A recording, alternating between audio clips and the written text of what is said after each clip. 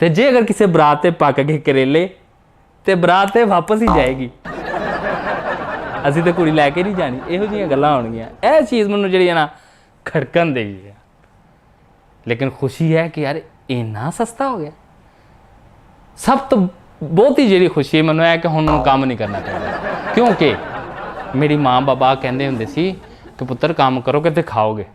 ਹੁਣ ਨਹੀਂ ਕਹਿਣਗੇ 2 ਦਿਹਾੜੀਆਂ ਲਾਵਾਂਗਾ, ਸਬਜ਼ੀਆਂ ਸਸਤੀਆਂ। ਮਾਂ ਜੀ ਇਹ ਲਓ ਪੂਰੇ ਮਹੀਨੇ ਦਾ ਖਰਚਾ ਜੇ।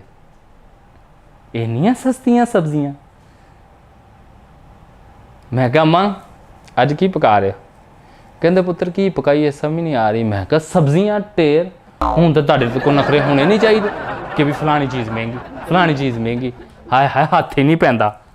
ਕਿਸੇ ਚੀਜ਼ ਨੂੰ ਹੱਥ ਪਾਈਏ ਤਾਂ ਡਰ ਲੱਗਦਾ, ਅਟੈਕ ਹੋਣ ਵਾਲਾ ਹੋ ਜਾਂਦਾ। ਮੈਂ ਕਿਹਾ ਮਾਂ ਇਹੋ ਜਿਹੀਆਂ ਤਾਂ ਗੱਲਾਂ ਤੁਹਾਡੇ ਕੋਲ ਹੋਣੀਆਂ ਹੀ ਨਹੀਂ ਚਾਹੀਦੀਆਂ ਹੁਣ।